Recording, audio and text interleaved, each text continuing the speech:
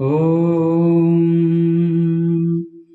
सर्वस्वरूपे सर्वेशे सर्वशक्ति समन्विते भयेभ्यस्त्राहि no देवी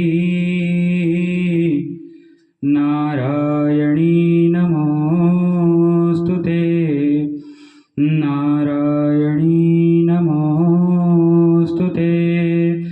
ॐ श्री दुर्गाय नमः श्री भगवत्यै नमः। राधे राधे। प्रिय बंधुओं, आज हम एक ऐसी कथा का श्रवण करेंगे जिसे बहुत ही पवित्र माना जाता है, जो कि हर कोई इस कथा को श्रवण करना चाहता है और उसे श्रवण करना भी चाहिए। तो यह कथा है भक्तों में अग्रगण्य महर्षि नारद जी, जिनको हमने हास्य विनोद का पात्र बनाकर रख दिया है। जब भी हम महर्षि नारद का नाम सुनते हैं तब हमें विनोद में वह याद आते हैं कि वह एक विनोदी पात्र हैं। लेकिन हम आपको बता दें कि नारद जी जो हैं, जो कि भगवान के भक्तों में अग्रगण्य हैं, वह विनोद के पात्र नहीं हैं, वह हास्य पद के लिए नहीं हैं, वह प्रणाम करने योग्य हैं। क्यों? क्योंकि वह महर्षियों में अग्रगण्य और भक्तों में श्रेष्ठ हैं। वह भगवान नारायण के भक्त हैं। अगर मैं किसी से यह प्रश्न करूं कि नारद जी के पति का नाम बताइए, तब सब भौचक्के में पड़ जाएंगे कि नारद जी तो खुद पुरुष थे, तो उनके पति का नाम।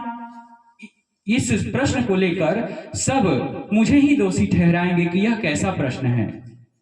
लेकिन हमारे पुराणों में, जिसको हम श्रीमद् देवी भागवत महापुराण के नाम से जानते हैं, हमारे इस पुराण के षष्ठ स्कंध में नारद जी के पति और पुत्रों के बारे में वर्णन किया गया है। तो आज हम इसी कथा को श्रवण करेंगे कि नारद जी के पति और पुत्रों का क्या नाम था। जब व्यास जी महाराज, जिन्हें हम श्री कृष्ण द्वैपायन भी कहते हैं, वह सुखदेव के पिता हैं। हमने सुखदेव की कथा भी आपको श्रवण कराई थी, उनकी उत्पत्ति की कथा। उन्हीं सुखदेव के पिता व्यास जी महाराज हैं। एक बार व्यास जी महाराज मोह माया में ग्रसित हो गए। कैसे ग्रसित हो गए? यह कथा तो सब जानते हैं कि सत्यवती, जो कि व्यास जी महाराज की माता हैं, सत्यवती ने अपने कुल की रक्षा के लिए भगवान व्यास को अपने यहाँ बुलाया था और अपने कुल की रक्षा की थी। और व्यास जी से ही जितने युधिष्ठिर, पांडु, धृतराष्ट्र हुए, यह सब व्यास जी से ही हुए। वह अपने पुत्रों के, अपने पुत्र वधुओं के और अपने माता पिता के मोह माया में बहुत ही अग्रगण्य तरीके से, बहुत ही तीव्र तरीके से वह फंस चुके थे। उनके मन को कहीं भी शांति ना मिलती। व्यास जी महाराज वह तपस्या तो करते, लेकिन मन उनका परिवार में ही रहता। व्यास जी महाराज पूजा पाठ, अर्चन मंथन तो करते, लेकिन उनका चित्त जो था अपने परिवार बंधुओं में ही अटका हुआ था। एक बार नारद जी महाराज व्यास जी के आश्रम में आए। विचरण करते करते, महती वीणा बजाते बजाते, अचानक से सामवेद का गायन करते हुए व्यास जी के आश्रम में नारद जी पहुंचे। तब नारद जी को देखकर व्यास जी ने उठकर प्रणाम किया और उन्हें पाद्य अर्घ्य आचमन प्रदान की और उन्हें बैठने के लिए आसन दिया। इसके बाद व्यास जी ने बड़े ही विनम्र भाव से नारद जी से यह प्रश्न किया कि हे प्रभु, मैं तो अपने इस मोह माया से ग्रसित हो गया हूँ। मुझे ऐसा कोई उपाय बताइए जिससे मैं इस मोह माया से छूट सकूं। मुझे इस मोह माया से दूर होना है, मैं इसका ग्रास नहीं बनना चाहता। तब भगवान के भक्त जो कि नारद जी हैं, उन्होंने कहा कि मैं क्या बताऊं व्यास जी, मैं तो खुद मोह माया से ठगा जा चुका हूँ, मैं आपको क्या उपाय बताऊं। तब व्यास जी ने कहा कि आप तो भगवान के भक्त हैं, तो आप कैसे मोह माया से ठग गए, यह कथा हमें बताइए। तब नारद जी कहते हैं कि एक बार मैं बहुत गर्वोन्मत्त होकर बहुत ही गर्व से बैकुंठ में गया, वहां लक्ष्मी नारायण के दर्शन हेतु। तब मुझे देखते ही माता लक्ष्मी वहां से चली गई। भगवान नारायण और माता लक्ष्मी दोनों क्रीड़ा कर रहे थे, वहां से लक्ष्मी जी चली गई मुझे देखते ही। तब मैंने भगवान नारायण से गर्वोन्मत्त होकर यह कहा कि हे प्रभु, मैं तो मोह माया पर विजय प्राप्त करने वाला पुरुष हूँ, मुझे देखकर माता लक्ष्मी क्यों चली गई। तब भगवान नारायण ने कहा कि हे नारद जी, आप ब्रह्मा जी के पुत्र हैं। जब मैं भगवान विष्णु, ब्रह्मा और महेश भी इस मोह माया से छुटकारा नहीं पा सकते, तब आप कैसे यह बोल सकते हैं कि मैंने मोह माया पर विजय प्राप्त कर ली है। तब नारद जी ने जब यह सुना, तब पर भी उन्होंने कहा कि मैंने मोह माया पर विजय प्राप्त कर ली है। बात की बात में भगवान नारायण ने कहा, ठीक है, आपने मोह माया पर विजय प्राप्त कर ली है, तो मैं अब आपको कानकुब्ज नगरी ले चलता हूँ। तब उन्होंने गरुड़ का आवाहन किया और भगवान नारायण ने गरुड़ पर सवार होकर नारद जी को अपने पीछे बैठाया। इसके बाद उन्होंने नारद जी को ले जाकर कानकुब्ज नगरी में छोड़ा।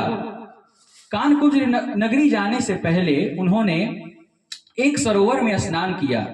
उन्होंने, नारायण भगवान ने कहा कि हे नारद जी, कानकुब्ज नगरी में जाने से पहले यह सरोवर बीच में पड़ता है, आप इसमें स्नान करिए और मैं भी इसमें स्नान करने का प्रावधान बनाता हूँ। इसके बाद नारद जी अपना जितना महती बीड़ा, जितना उनका सब माला था, उन्होंने निकाल कर वहीं पास में रख दिया और वह उस सरोवर में स्नान करने के लिए चले गए। इसके बाद जब वह स्नान करके निकले, इसी बीच भगवान नारायण ने उनकी महती बीड़ा उठाई और जितना माला था वह सब उठाकर गरुड़ पर सवार होकर वह अपने लोक को चले गए। और जब यह नारद जी उस सरोवर से बाहर की तरफ आए, तब उन्होंने देखा कि मैं तो स्त्री रूप में परिणित हो गया हूँ। वह अपने पूर्व चरित्र को भुला बैठे कि मैं नारद हूँ, मैं वेदों का ज्ञाता हूँ। तब उन्होंने यह सब भुला दिया और भगवान विष्णु भी वहां से जा चुके थे। इसके बाद नारद जी के पास, वह तो स्त्री रूप को प्राप्त हो चुके थे, स्त्री रूपी नारद जी के पास एक राजा आए जिनका नाम राजा तालध्वज था।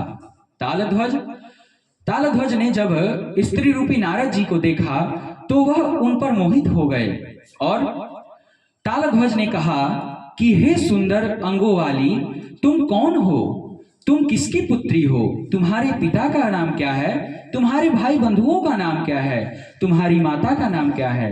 तब नारद जी ने कहा, अर्थात स्त्री रूपी नारद जी ने कहा कि हे महाराज, ना मेरे कोई पिता है, ना मेरे कोई बंधु सखा है, ना मेरी कोई माता है, मैं तो यह तक नहीं जानती कि मैं कौन हूं। इसीलिए हे महाराज, अब आप ही मेरे रक्षक हैं, आप मेरी रक्षा कीजिए। मुझ जैसे सुंदर अंगों वाली स्त्री की रक्षा भला कौन करने के लिए है, इसीलिए हे महाराज, अब आप मेरी रक्षा कीजिए। जब राजा तालध्वज ने ऐसा सुना, तब राजा तालध्वज ने कहा कि ठीक है, आज से आप मेरी भार्या हैं, अर्थात आज से आप मेरी पत्नी हैं। और राजा तालध्वज ने अपने महल में जाकर उनसे विवाह किया और स्त्री रूपी परिणित जो नारद जी थे, उनका नाम राजा तालध्वज ने सौभाग्य सुंदरी रखा। इसके बाद राजा तालध्वज स्त्री रूपी नारद के साथ हमेशा मग्न रहते, हमेशा कामासक्त रहते, वह उनके साथ ही हमेशा रमण करते थे। और नारद जी को भी राजा तालध्वज, स्त्री रूपी नारद जी को भी राजा तालध्वज बहुत ही प्रिय लगने लगे थे। राजा तालध्वज अपने राज्य के सारे कारोबार छोड़कर बस सौभाग्य सुंदरी में ही अर्थात स्त्री रूपी नारद जी में ही निमग्न रहते थे, उन्हें कोई सुध बुध ना रहती थी। इसके बाद उनके पुत्र उत्पन्न हुए, उन्होंने पुत्र उत्पन्न किया। इसके बाद उनके पुत्र बड़े हुए, उनकी भी शादियां हुई। इसके बाद एक बार कुछ ही दूरी पर एक राज्य था, उस राज्य के राजा ने महाराज तालध्वज के साथ बैर रख रखा था। मौका पाते ही तालध्वज के राज्य पर उस राजा ने आक्रमण कर दिया। इसी बीच सबने कहा कि आप अपने पुत्रों को क्यों नहीं भेजते। तब राजा तालध्वज ने, वह तो मोह से ग्रसित थे ही कि यह मेरे पुत्र हैं, यह कहीं युद्ध में मारे ना जा सके। इसके बाद राजा तालध्वज ने अपने पुत्रों को युद्ध रण क्षेत्र में भेज दिया युद्ध करने हेतु। इसके बाद राजा ने अपने पुत्रों को उस युद्ध में मरता हुआ देख बहुत शोक किए, लेकिन वह किसी को दिखाए नहीं। इसके बाद राजा ने बहुत शोक किया मन ही मन में कि मेरे पुत्र मारे गए, और इस तरह सौभाग्य सुंदरी के जितने पुत्र थे अर्थात नारद जी के जितने पुत्र थे वह सब उस युद्ध भूमि में मारे गए, और उनके जो पुत्र के पुत्र थे जिन्हें हम परपौत्र कहते हैं वह भी मारे गए।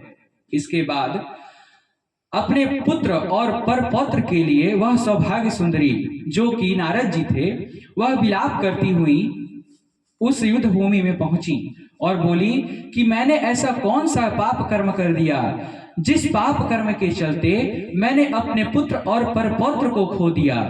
मुझ जैसी अभागिनी कहीं नहीं मिलेगी।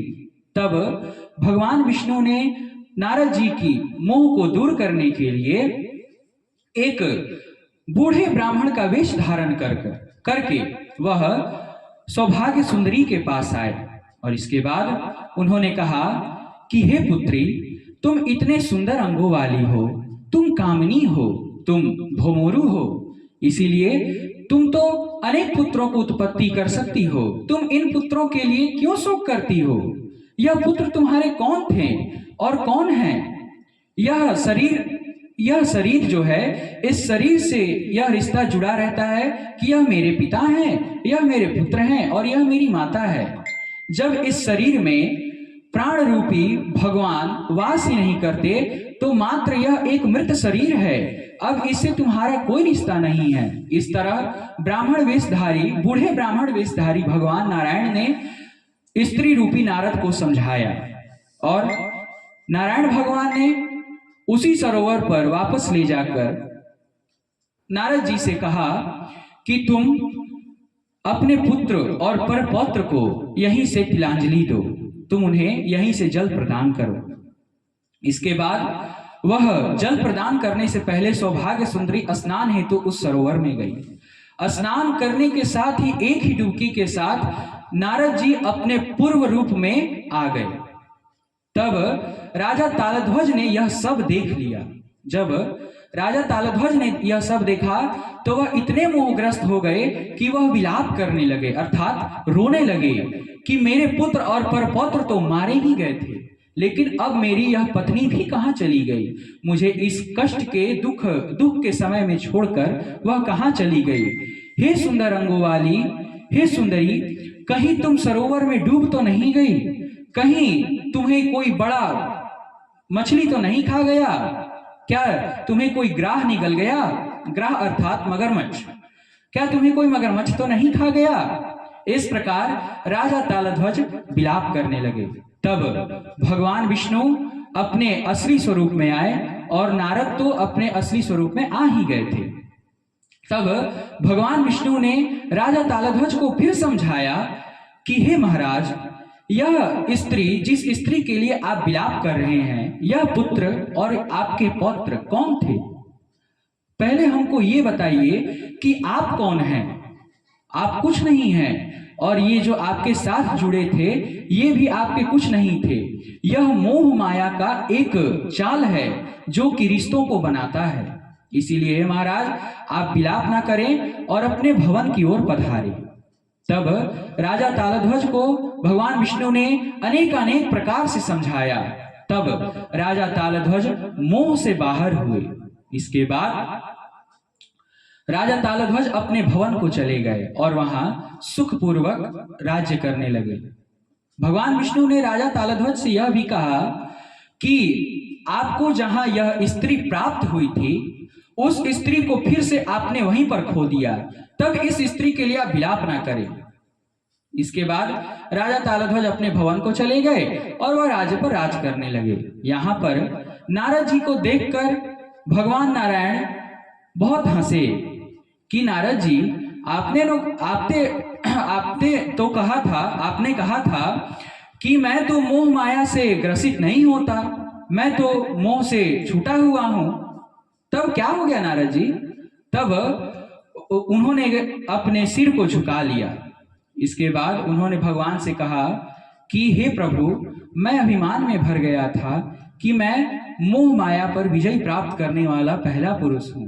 हे प्रभु, आपने सत्य वचन कहा कि जब आप ब्रह्मा और महेश इस मोह माया से छूट नहीं सकते, तो मैं भला मूर्ख कैसे छूट सकता हूं। नारद जी को अपने गलती पर पछतावा हुआ और इसके बाद भगवान नारायण अपने लोक को चले गए गरुड़ पर सवार होकर, और नारद जी ब्रह्मलोक को चले गए। वहां अपने पिता से अर्थात ब्रह्मा जी से नारद जी मिले। इसके बाद नारद जी ने यह सारा वृतांत सुनाया कि मैं कैसे मोह से ग्रसित हुआ, मैं कैसे स्त्री रूप में परिणित हुआ, मेरे कितने पुत्र थे, मेरे पति कौन हैं और मैंने कितने पुत्रों को जन्म दिया, यह सब बताया। इसके बाद ब्रह्मा जी ने कहा कि हे पुत्र, चलो, इसी के कारण तुम्हारा मोह जो था, तुम्हारा अभिमान जो था, यह तो दूर हुआ कि तुम मोह पर विजय प्राप्त कर चुके हो। यह तुम्हारा भ्रम तो दूर हुआ। चलो, जो भी हुआ माता जगदम्बा के अनुकंपा से ही हुआ, इसीलिए पुत्र अब तुम इसके बारे में शोक ना करो। तब नारद जी कहते हैं कि हे व्यास जी, अभी मैं वही ब्रह्मलोक से आपके यहाँ आया हूँ, सामगान का पाठ करते करते, गीत गाते गाते। तब व्यास जी कहते हैं कि हे नारद जी महाराज, आपने जो मुझे कथा श्रवण कराई, इस कथा से मैंने इस मोह को त्याग दिया। अब मैं इस कथा से स्वच्छंद विचरण कर सकता हूं। व्यास जी ने नारद जी से ऐसा कहा। प्रिय बंधुओं, हमारा भी एक ऐसा ही हाल है। भगवान नारायण पुराणों में कहते हैं कि यह आपके कौन हैं, आप इनके लिए विलाप क्यों करते हैं। पड़ोस में, अगर आपके पड़ोस में कोई भी ऐसा तो होना ही है, मेरे कहने से नहीं हो जाता है कि ऐसा ना हो, ऐसा तो होना ही है। अगर पड़ोस में किसी का निधन हो जाता है तो उनके पड़ोसी आकर उनको समझाते हैं कि यह सब भगवान की मर्जी है, आप शोक ना करें, ठीक है। लेकिन जब वही स्थिति अपने गृह में हो जाए, अपने घर में हो जाए, तब वह ज्ञान कहाँ हो जाता है, वह ज्ञान कहाँ चला जाता है। आपने तो पड़ोसी को बहुत दिव्य ज्ञान दिया, वाह, क्या ज्ञान है, वाह। लेकिन जब आपके घर में यह स्थिति हो गई, तब आपका ज्ञान कहाँ चला गया। आप पर भी तो यह नियम लागू होता है कि आप भी खुद से सोचे कि यह मेरे कौन थे। यह शरीर है तो रिश्ता है, इस शरीर में प्राण है तो रिश्ता है।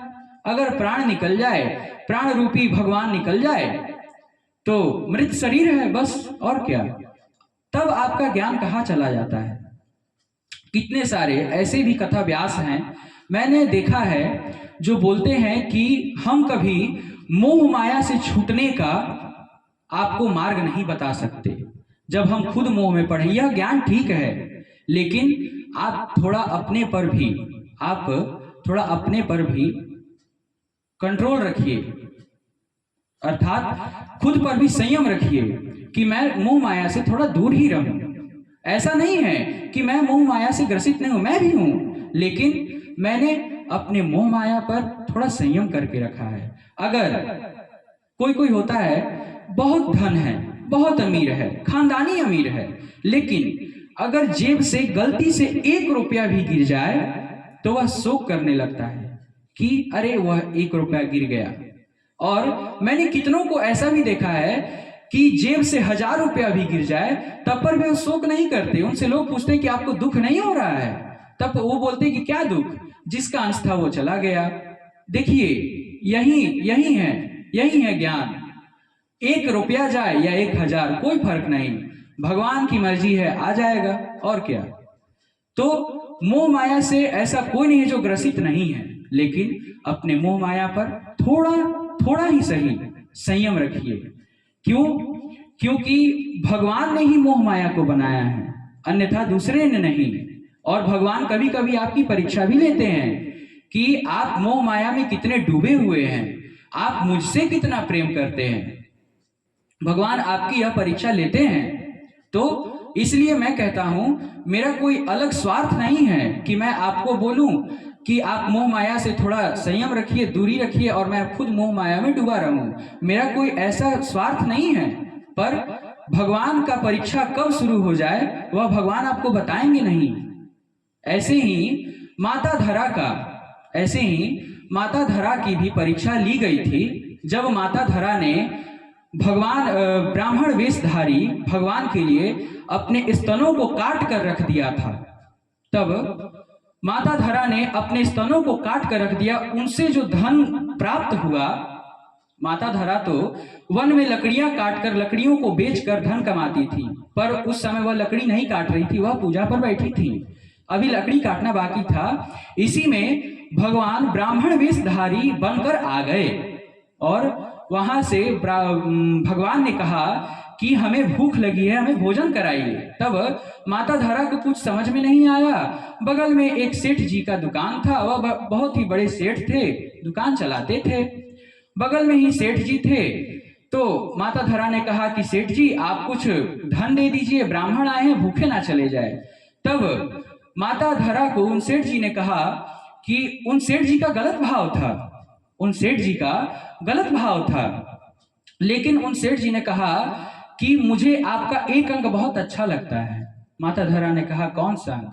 तब उस निर्लज को लज्जा भी नहीं आई कि मैं ये क्या कह रहा हूं, लेकिन उस सेठ ने कहा कि ये जो आपके स्तन हैं यह बहुत आकर्षक हैं। तब माता धरा को उतना कुछ समझ में नहीं आया, वह तो ब्राह्मण भोजन को लेकर चिंतित थी ही। तब उन्होंने बगल में छुरा रखा हुआ था, अपने दोनों स्तनों को काट कर रख दिया। माता धरा ने उन स्तनों को देकर कहा कि ले रख, तुझे स्तन प्यारे हैं ना, तू ले रख और मुझे धन दे। सेठ डर गया, उसको समझ में नहीं आया कि मैं कितना धन दे रहा हूं। वह दे दिया और माता धरा भी चली गई। उन्होंने भोजन बनाया और ब्राह्मणों को भोजन कराया। तब भगवान ने कहा कि माता धरा तुमने मेरे लिए अपने स्तनों को काट दिया, इसीलिए अब मैं अगले अवतार में अर्थात श्री कृष्ण अवतार में मैं तुम्हारे ही स्तनों का दुग्ध पान करूंगा। तो ऐसे होते हैं भगवान के परीक्षा। इसीलिए अगर उस समय माता धरा मोह में फंस जाती कि यह मेरा शरीर का अंग है, मुझे पीड़ा हो जाएगी, मैं मर जाऊंगी, अगर वह सोच लेती तो क्या वह यह कार्य कर पाती? बिल्कुल नहीं कर पाती। लेकिन उन्होंने यह नहीं सोचा। इसीलिए मैं कह रहा हूं कि मोह माया रखिए, कोई बात नहीं, लेकिन मोह माया से थोड़ा सा संयम रखिए। कितने ही आज ऐसे पुत्र हैं, कितने ही आज ऐसे माताएं हैं कि अपने पुत्रों को बाहर शिक्षा हेतु पढ़ाई के लिए नहीं भेज पाती हैं कि मेरा पुत्र अकेले रहेगा, मेरा पुत्र कैसे रहेगा, मैं कैसे रहूंगी। नहीं, थोड़ा सा मोह माया से संयम रखिए। तो प्रिय बंधुओं, आज के लिए बस इतना ही। राधे राधे।